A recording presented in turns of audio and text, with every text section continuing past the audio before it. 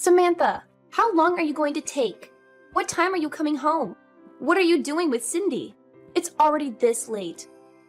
Where have you been all morning? You didn't even come home to make lunch. I've been at the hospital to have a checkup. I reminded you when I left this morning, didn't I? And I think I told you that I would have this checkup a week ago when I made the appointment. I mentioned that I wouldn't be able to prepare lunch for you. I'm thinking of going to my parents' house to let them see Cindy. I'll spend a few hours there, and hopefully Cindy will be able to have a nap before I come home. Cindy was only born last week. You can't parade her about outside all day. You've got to bring her home right now. It's already this late. I can't believe you could be so irresponsible. Don't you care about Cindy at all? She could get sick this late. It's still 1:30, and there's no need to be so overprotective. I've taken precautions for the sunlight, and we're only going to see my parents. It's not like I'm taking her to meet everyone I know or pushing her pram through a crowd of sick people. I'm following the doctor's advice and making sure she can do anything that I didn't think we both could manage. But you can't keep her away from me this long. She's already been away from me for 3 hours. Cindy needs me. You can't do this to her. Give her back to me. What are you talking about? She's not a thing, and she's not yours. I've decided that I'll raise Cindy myself. I can't trust you with her. I've watched how you've been with her for the past week, and it's obvious that you're no good as a mother. You don't know how to take care of her. If you raise her, she'll end up unhappy.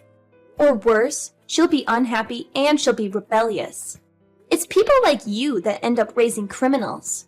I can't just stand by and watch you ruin her life. The best thing for Cindy is if you give her up. I'll raise her as my own daughter. She's mine, so give her back. Cindy is my first child, so of course I don't expect to be able to do things perfectly all by myself. That's why I've been listening to all the advice you've been giving me this week, and I'm really happy that you're helping. But no matter what I do, you keep on complaining that I'm doing things wrong of me. I'm doing my best to help you. How can you be so ungrateful? I bet you think that I'm in the way, don't you? You're the one that's living in my house. I'm letting you stay here. I'm providing the roof over your head, and I don't even ask for rent. I've done so much for you. And this is how you repay me? This is why I never approved of Alex marrying a woman like you. You're the one that asked that we moved in with you. Alex and I were living together in our own house after we got married, and we planned to stay there. But you wanted us all to live together. You were the one that said you always wanted to live with your grandchild. You pretty much forced us to move in with you once you found out that I was pregnant. And I had to go through all the trouble of moving houses when I was already really big. Why do you have to put it like that? I never forced anything. Just ask Alex. He was delighted to move back in with us. I've done so much for you. It wouldn't hurt for you to show a little more appreciation, too. Can't you at least say thank you? I think I deserve a lot more. But I shouldn't expect anything from you. Appreciation? I had a lot more of that when I first met you. But ever since I married your son, and you started to show your true colors, it's become a lot more difficult. Especially after we moved in together. And you wouldn't stop making hurtful comments about the way I did chores and the way I prepared dinner. The stress and fatigue just piled up and up, and I couldn't please you no matter what I did. I didn't know you could get any ruder. When have I ever made hurtful comments about anything you've ever done? If I've made comments, it's just because I'm giving you advice as your senior in life.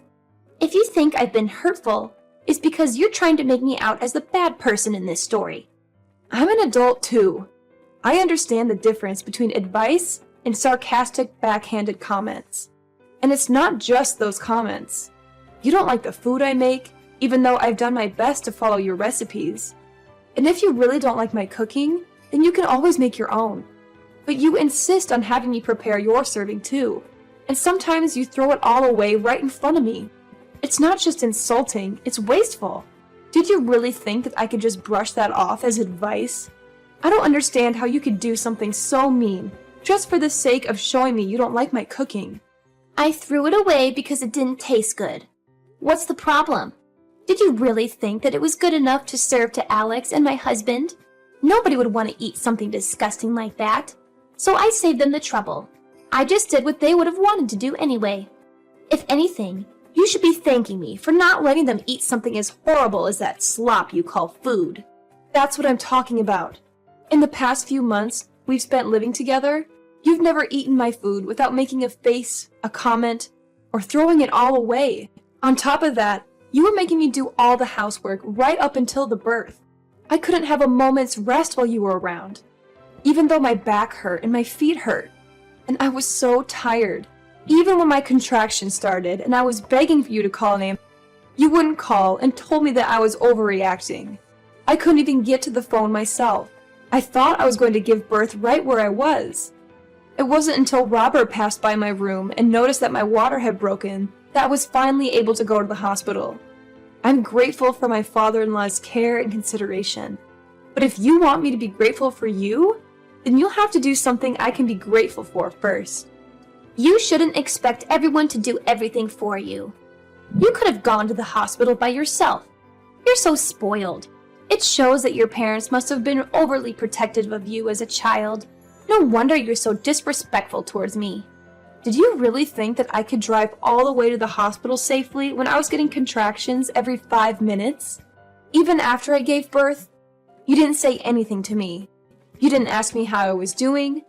Not even a word about how well I had done, even though I was in labor for 15 hours. I was too busy thinking about Cindy. What did you expect? My first and only priority was the baby. So what if you gave birth? It's nothing special. I gave birth too, and you don't see me begging everyone for praise and compliments. I didn't expect you to compliment me, but I think anybody would be happy to hear something from their family, and anything would have done. And I'd like to remind you that I was only discharged from the hospital a week ago. I've been waking up over and over in the middle of the night to feed Cindy. I haven't had any sleep at all this past week. I'm still trying to get used to a lot of new things, a lot of new emotions, and a new sleep routine. And I'm literally all over the place. But you're still making me do all the housework. I thought you said that it would be better for us all to live together because you'd be able to help out with the baby. But you haven't been doing anything. Even though Alex and his dad say that I don't have to do anything, to rest when I can, and not to push myself too hard, I have to do everything while they're at work because you won't do anything. Oh, you really are spoiled. You are the one that married my son, not the other way around. What's the point in having you here if you're not going to seriously think that you can spend your days just laying around doing nothing? You're being childish if you think that's how things work. Just because you've moved in with us. I'm here to be with Cindy, not with you. And you shouldn't expect everyone to be nice and kind to you just because you've given birth. So what? That doesn't change anything. You're sorely mistaken if you think you get to slack off just because you've had a baby. The one thing we all care about is Cindy. I couldn't care less about you. And nobody else does either. We only need Cindy. I can't believe you're not going to even bother to hold back your punches. I take it you mean that there's no use for me at your house if I'm not going to do all of your housework for you? That's right. I'm glad you finally understand. We only need Cindy to make us happy. I don't need a rude, disrespectful, annoying daughter-in-law like you around the house. If you're not even going to do what you're here for. Even if you did do the chores and prepare our food, you're useless. I end up having to redo everything you do anyway. You are just wasting my time. And having you here is a waste of space, too. So we don't need you here. So you think I'm rude and useless? All right. What? Am I wrong? I don't think I said anything you couldn't understand. I made it quite clear. We don't need you in this house. To be honest, I'd prefer if you'd leave as soon as possible and never come back. You don't have to worry about Cindy. She'll be in good hands. We'll raise her without you. I think that's best for her as well. She doesn't need a useless woman like you as her mother. I just want to check if you want me to leave.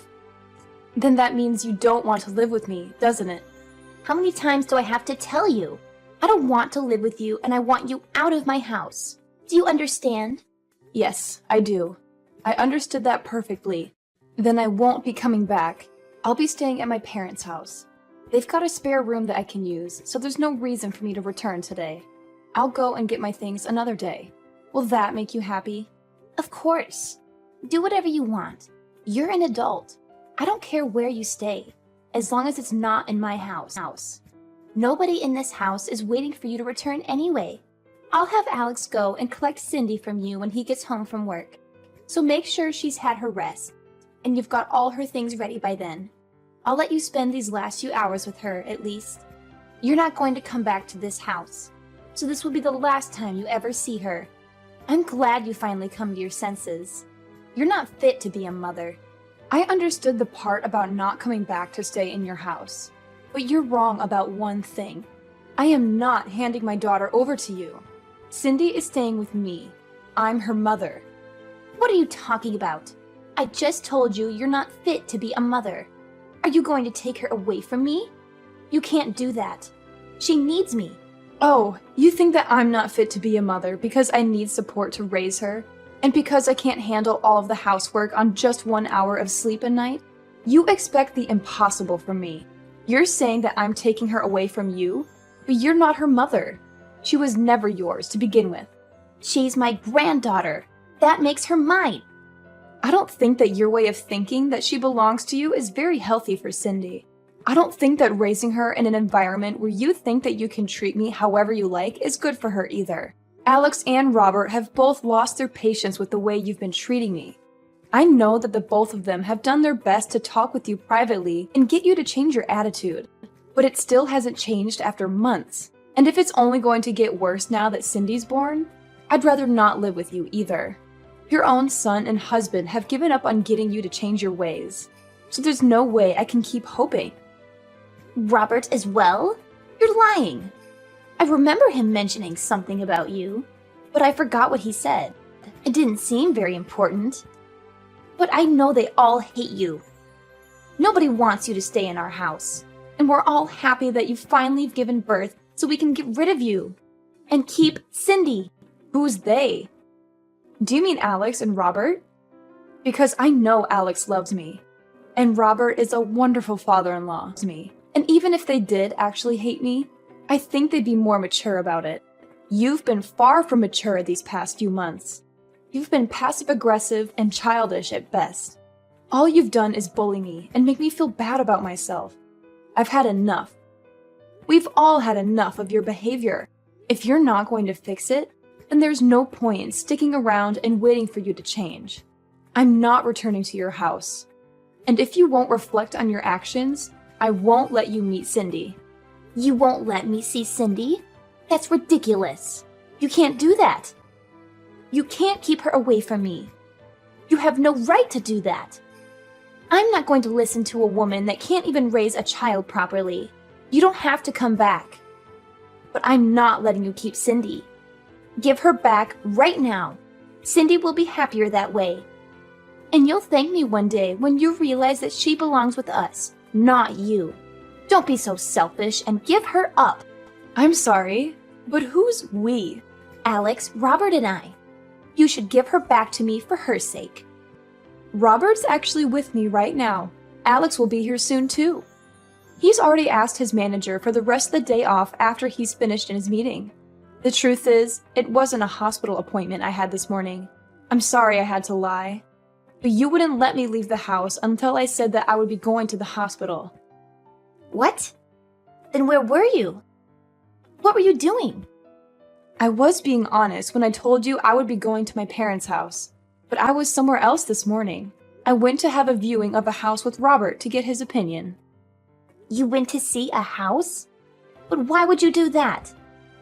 I didn't tell you to leave my house until an hour ago. And why would you need my husband's opinion?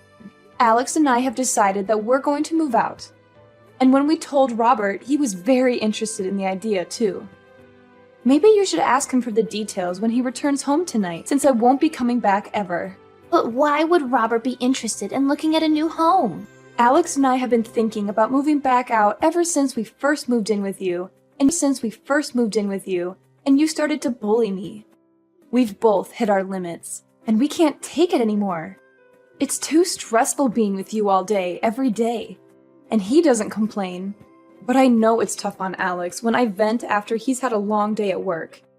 It's been hard for the both of us.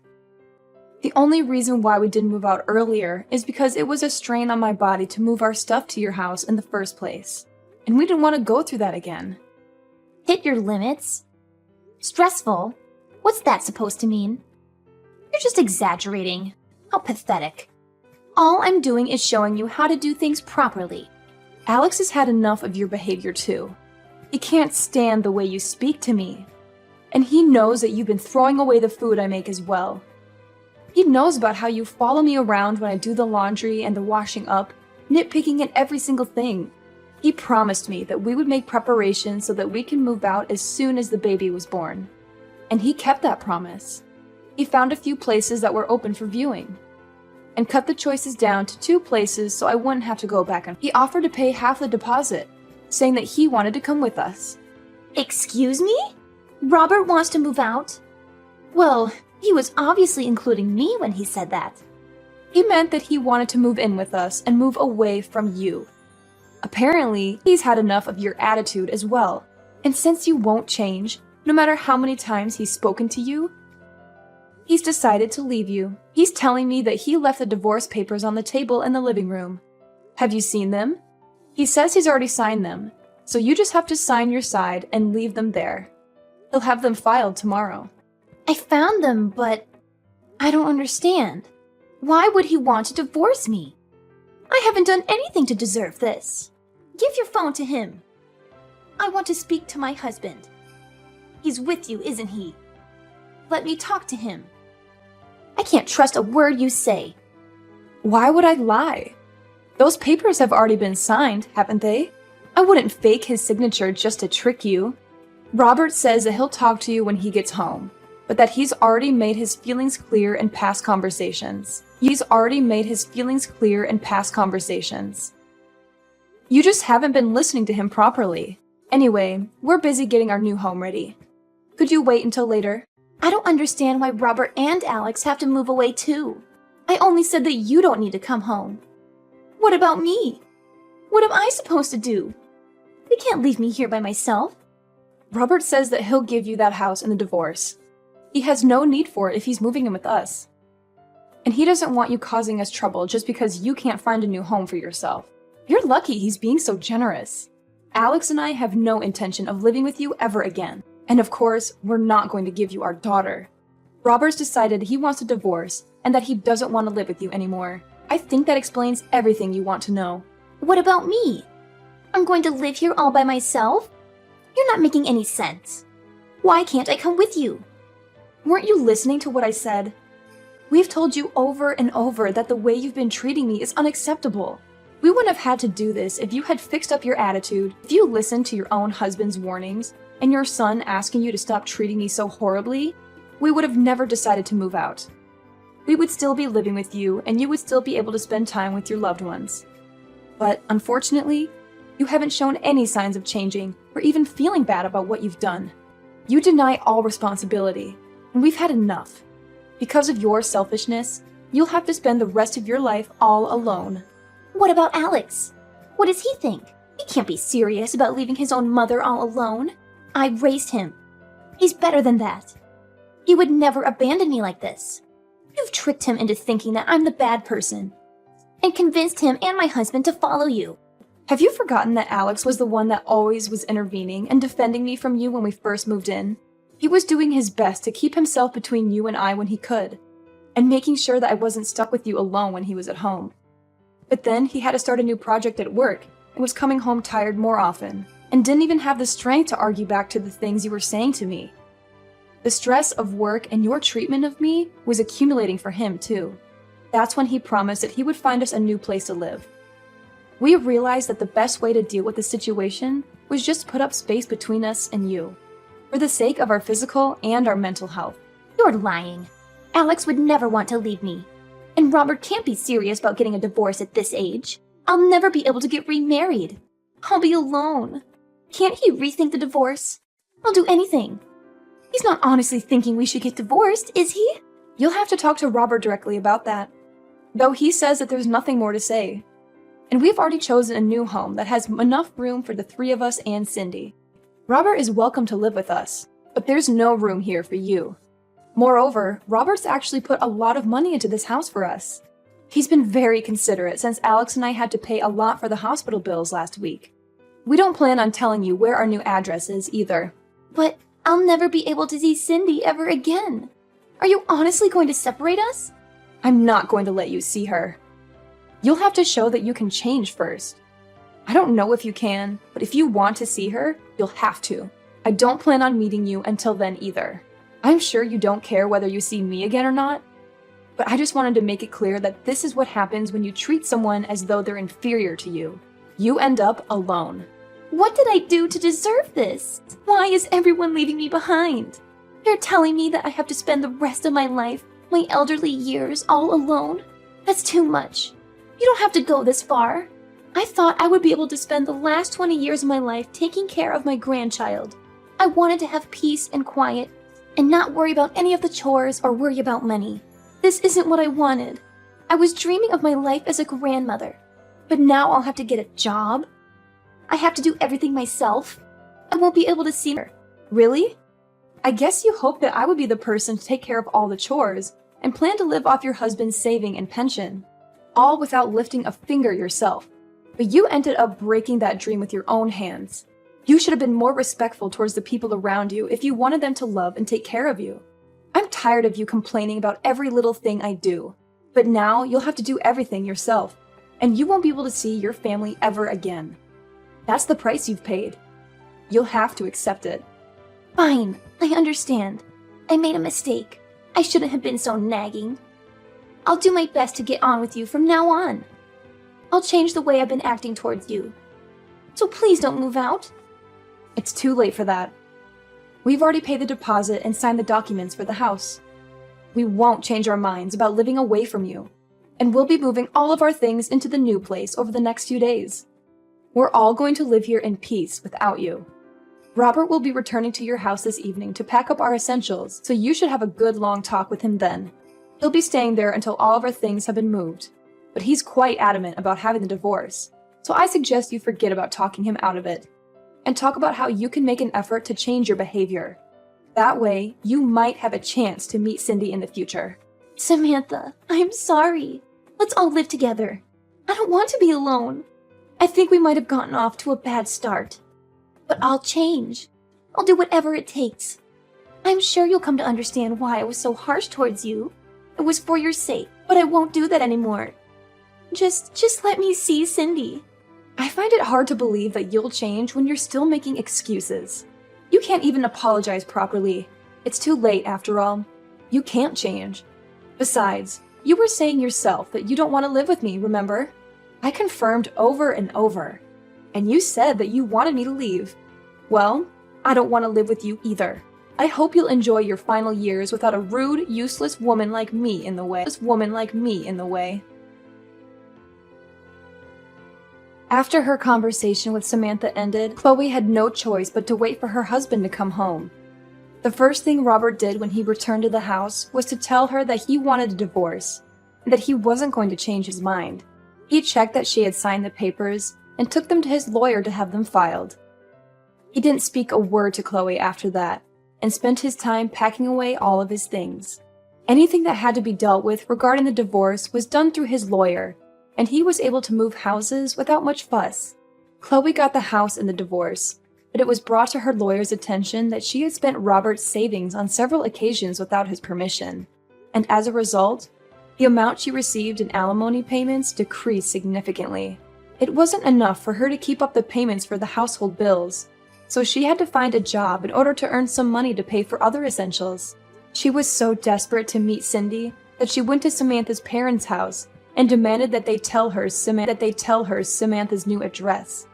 It didn't occur to her that she should have just shown Samantha that she was making an effort to change. In the end, Samantha's parents called the police because of how aggressive Chloe was being, and Chloe was taken away in a police car to be questioned. Chloe was not only divorced and looking for a job, but she was also slapped with a restraining order from Samantha's parents. On the other hand, Samantha and Alex were living happily ever after with their small family and were looking forward to having their next child. Robert was delighted.